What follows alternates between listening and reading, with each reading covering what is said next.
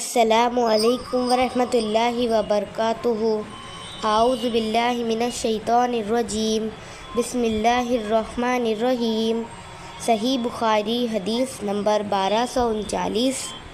ہمیں نبی کریم صلی اللہ علیہ وسلم نے 7 کاموں کا حکم دیا اور 7 کاموں سے روکا۔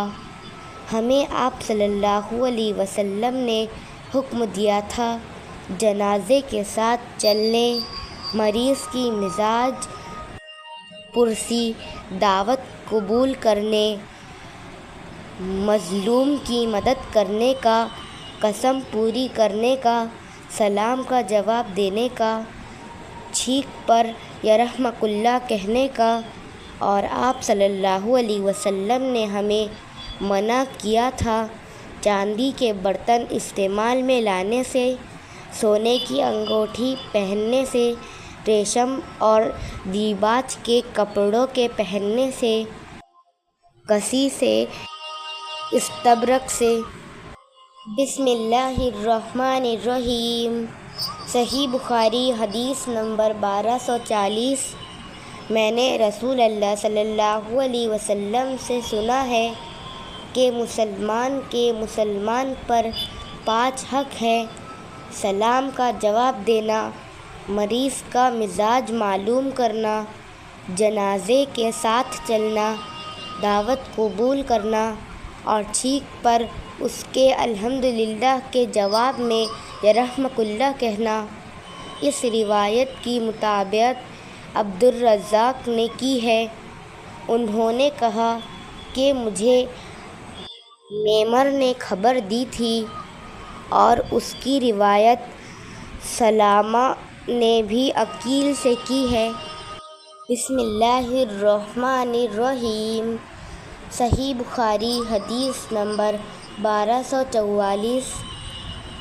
جب میرے والد شہید کر دیے گئے تو میں ان کے چہرے پر پڑا ہوا کپڑا کھولتا اور روتا تھا۔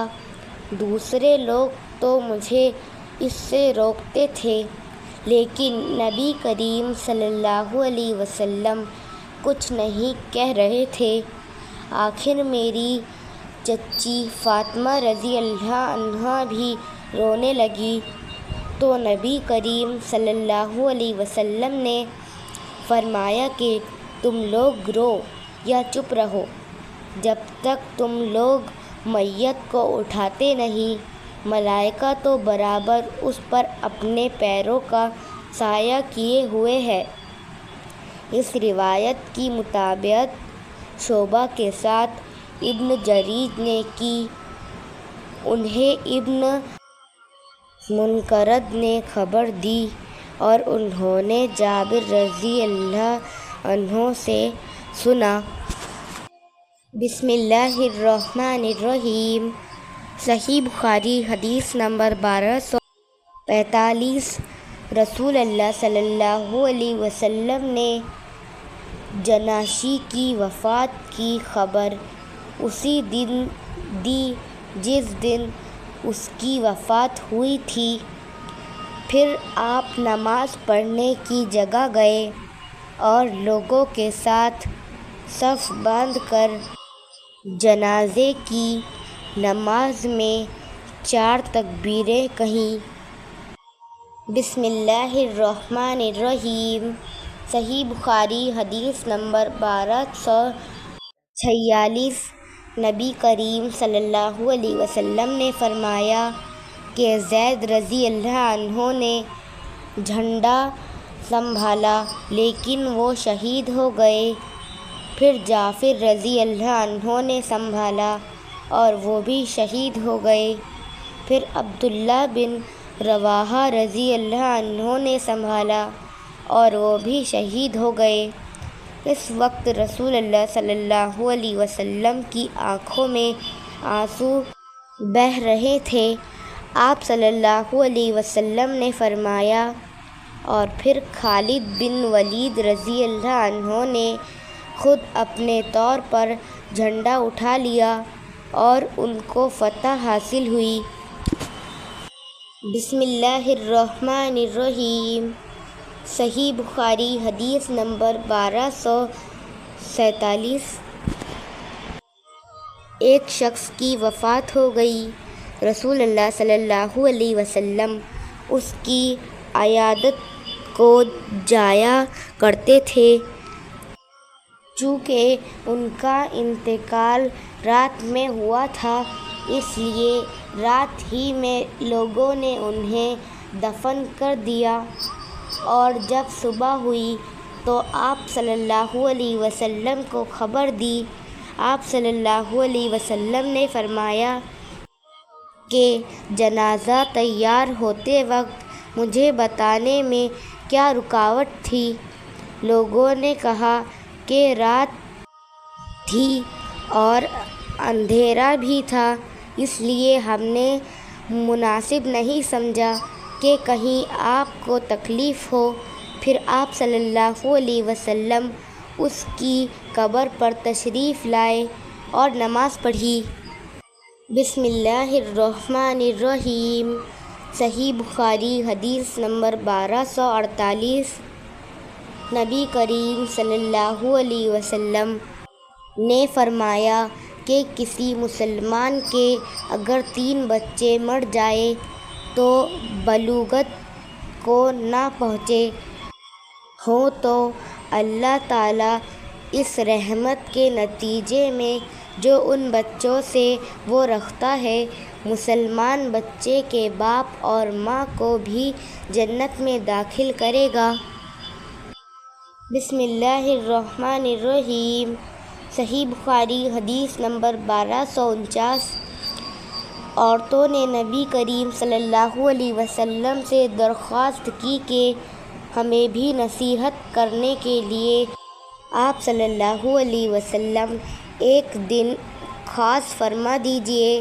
آپ صلی اللہ علیہ وسلم نے ان کی درخواست منظور فرماتے ہوئے ایک خاص دن میں ان کو واعظ فرمایا اور بتلایا کہ جس عورت کے 3 بچے مر جائیں تو وہ اس کے لیے جہنم سے پناہ بن جاتے ہیں۔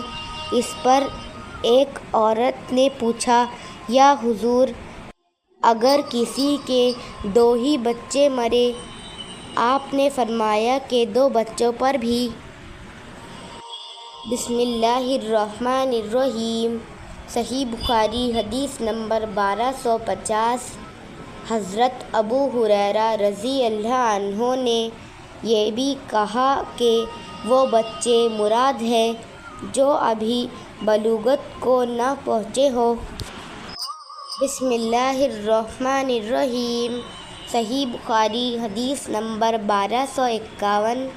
نبی کریم صلی اللہ علیہ وسلم نے فرمایا کہ کسی کے اگر 3 بچے مر جائیں تو وہ دوزخ میں نہیں جائے گا، اور اگر جائے گا بھی تو صرف قسم پوری کرنے کے لیے۔ ابو عبداللہ امام بخاری رحمۃ اللہ علیہ فرماتے ہیں، قرآن کی آیت یہ ہے، تم میں سے ہر ایک کو دوزخ کے اوپر سے گزرنا ہوگا۔ بسم اللہ الرحمن الرحیم۔ صحیح بخاری حدیث نمبر 1252۔ نبی کریم صلی اللہ علیہ وسلم ایک عورت کے پاس سے گزرے جو ایک قبر پر بیٹھی ہوئی رو رہی تھی۔ آپ صلی اللہ علیہ وسلم نے اس سے فرمایا کہ خدا سے ڈر اور صبر کر۔ بسم اللہ الرحمن الرحیم۔ صحیح بخاری حدیث نمبر 1253۔ جب رسول اللہ صلی اللہ علیہ وسلم کی بیٹی زینب یا ام کلثوم رضی اللہ عنہما کی وفات ہوئی، آپ وہاں تشریف لائے اور فرمایا کہ 3 یا 5 مرتبہ غسل دے دو، اور اگر مناسب سمجھو تو اس سے بھی زیادہ دے سکتی ہو۔ غسل کے پانی میں بیری کے پتے ملا لو اور آخر میں کافور یا یہ کہا کہ کچھ کافور کا استعمال کر لینا اور غسل سے فارغ ہونے پر مجھے خبر دے دینا۔ چنانچہ ہم نے جب غسل دے لیا تو آپ صلی اللہ علیہ وسلم کو خبر دے دی۔ آپ صلی اللہ علیہ وسلم نے ہمیں اپنا ازار دیا اور فرمایا کہ اسے ان کی قمیص بنا دو۔ آپ کی مراد اپنے ازار سے تھی۔